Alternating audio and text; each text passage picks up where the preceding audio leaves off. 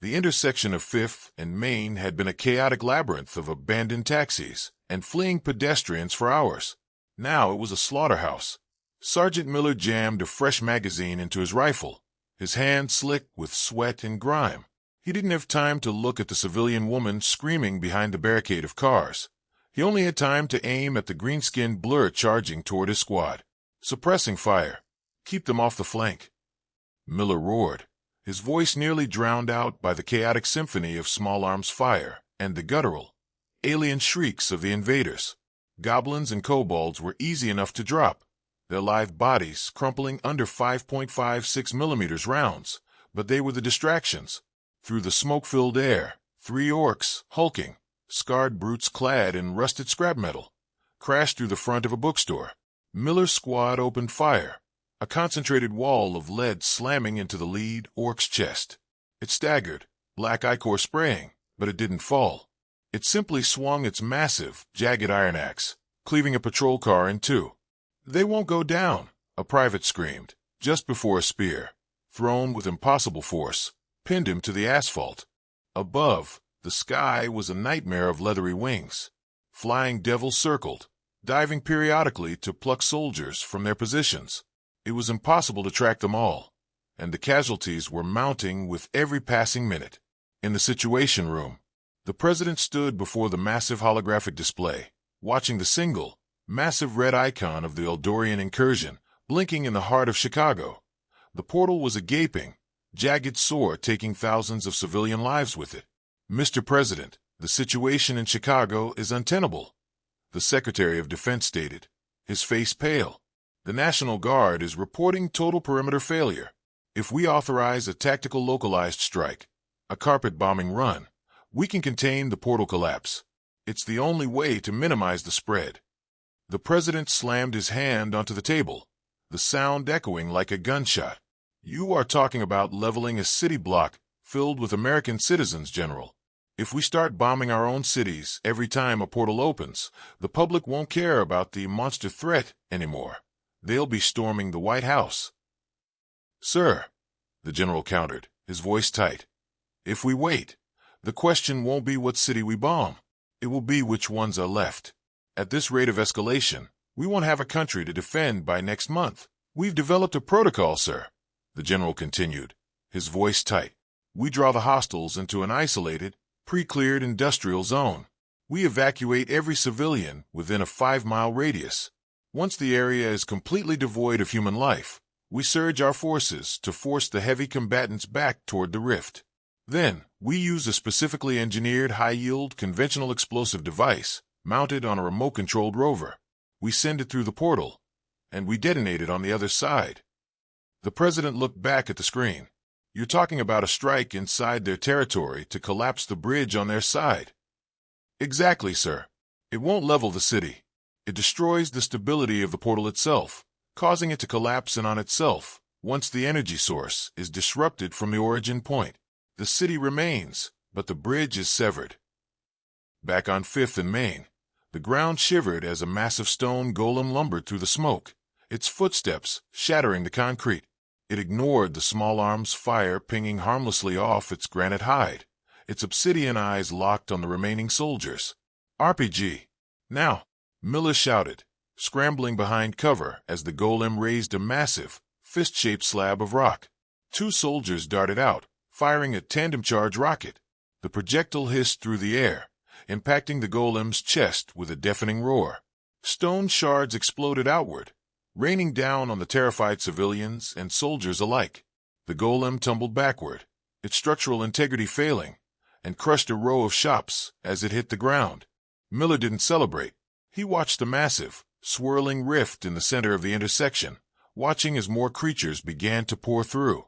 He looked at his depleted ammunition count and realized, with cold, hollow clarity, that they were losing the war. Miller watched as the military's new SOP took effect. The heavy fighting intensified, a desperate, agonizing push that lasted for 3 days. They weren't fighting for land anymore. They were pushing, bleeding, and dying just to steer the tide of monsters toward the designated exclusion zone. When the final push occurred, the roar of the massive, swirling rift in the center of the intersection was deafening.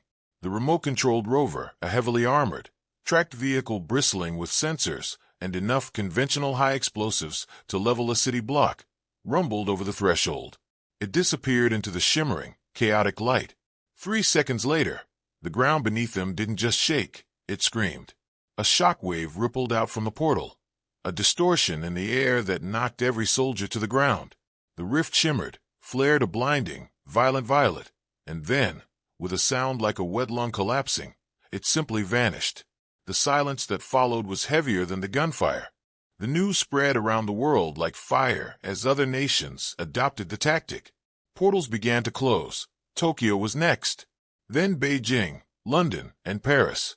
Every time a portal tore open, the military response was immediate and devastating. They weren't fighting for territory anymore. They were fighting for the right to exist. The cost was apocalyptic. To close a portal, they had to be willing to sacrifice the city that hosted it. Entire urban centers were reduced to hollowed-out concrete husks, their downtowns replaced by the silence of the dead. The UN, whose initial attempts at a coalition force had been little more than a bureaucratic shell, found itself buckling under the weight of the carnage. It wasn't until the United States and the Japan Self-Defense Forces began loaning their decontamination teams, high-yield explosive rover units, to struggling nations that the spread finally began to stall. By the end of the month, the Earth had survived the initial onslaught, but it was a hollowed-out shell of itself. Millions were dead, tens of millions were displaced, and the global economy was a memory. The public's panic had passed the threshold of fear and settled into a cold, vengeful rage. The narrative shift in the global media was seismic. The terrorist king on the island was no longer just a curiosity. He was a symbol of everything the world had lost. Inside the Situation Room, the mood was funereal. The president looked at the map, now dotted with black, charred circles where great cities had once stood. The craters left behind by the combined destruction of the portal wars and the desperate, necessary explosive closures.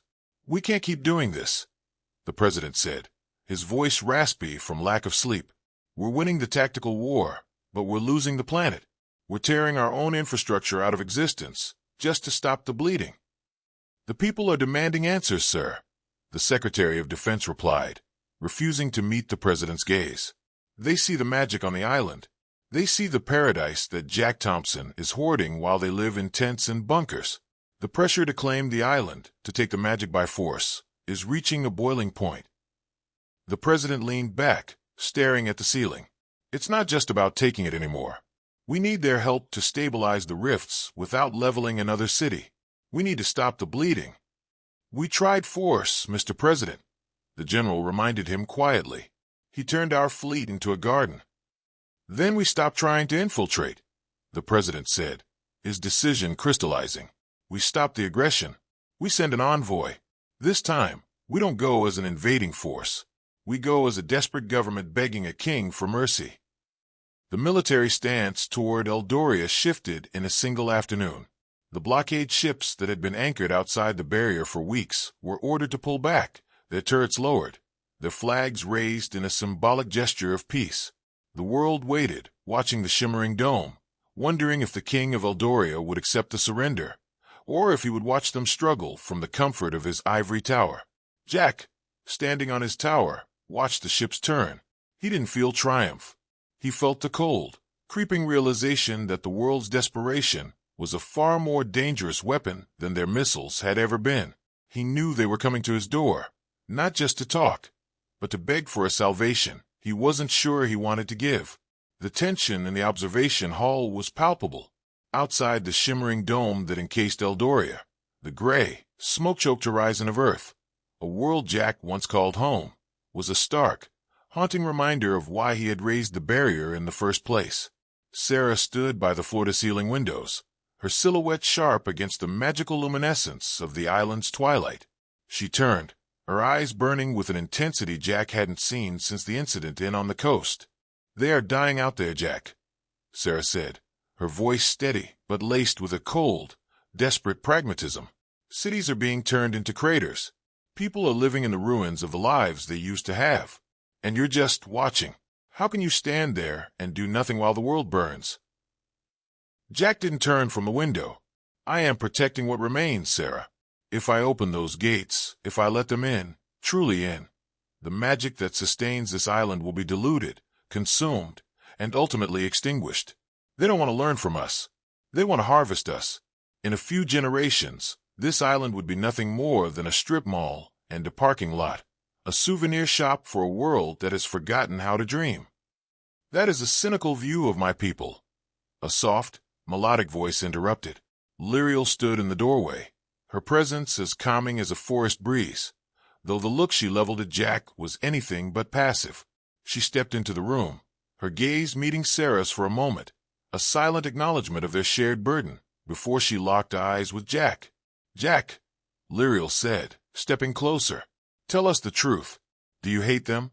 Is this really about preservation, or is this about fear?" Jack finally turned.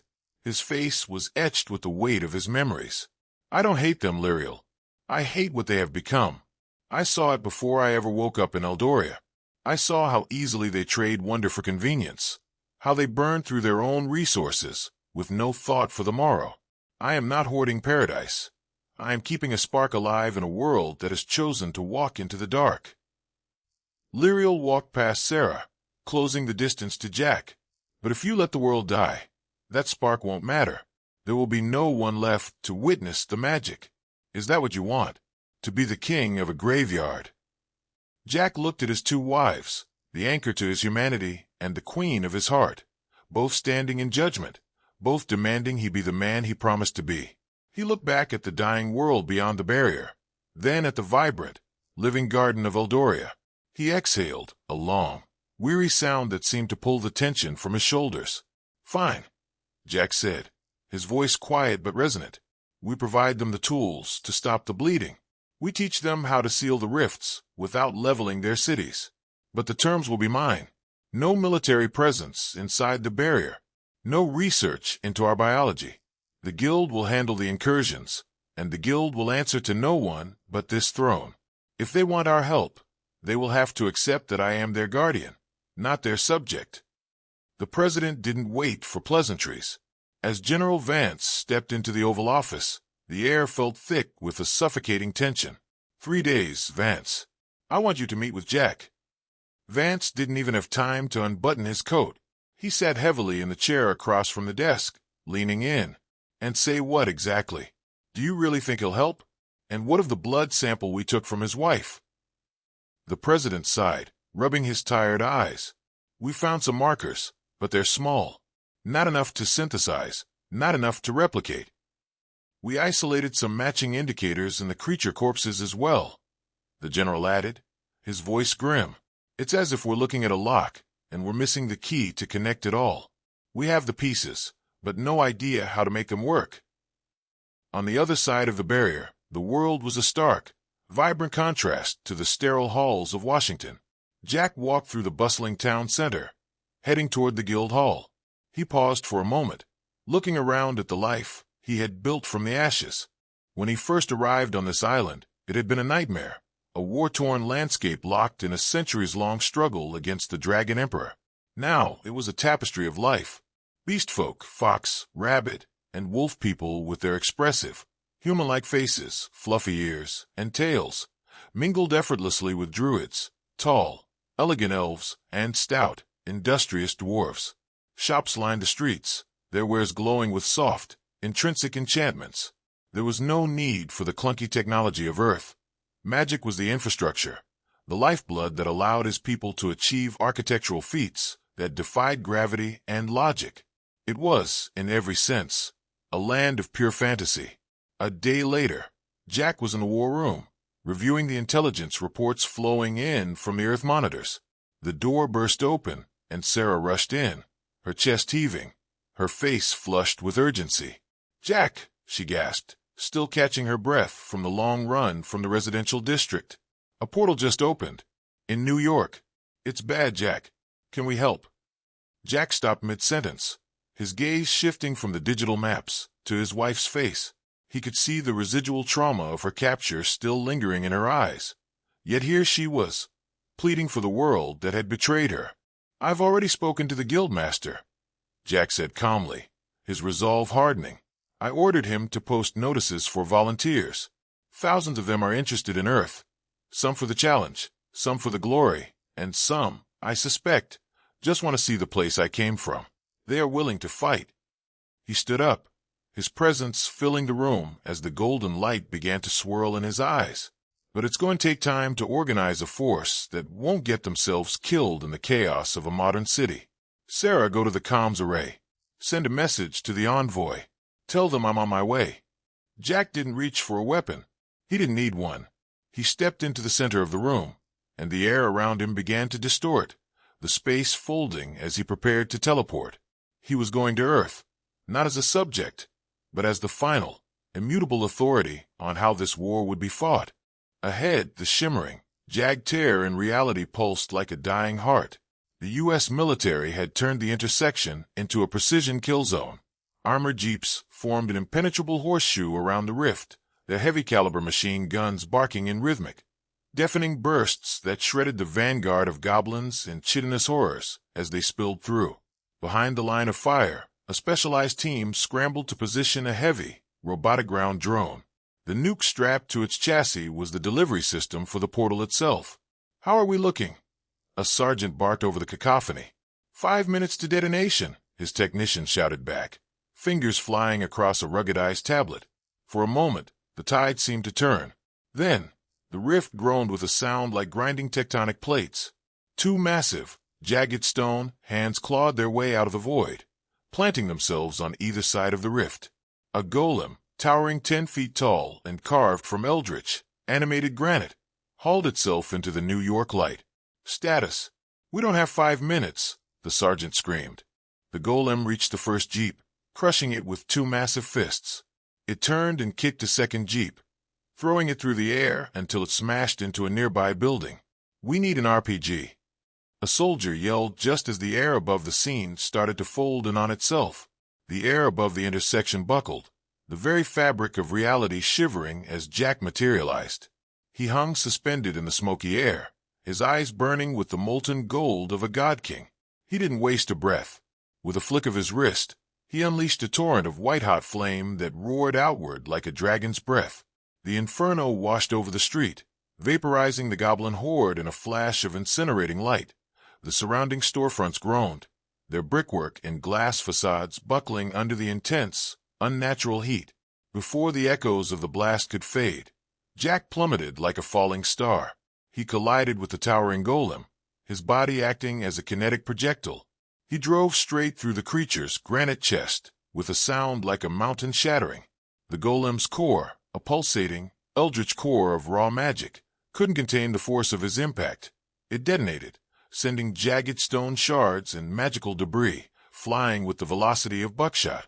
Soldiers scrambled for cover, pressing themselves into the asphalt as the shrapnel shredded the remaining vehicles.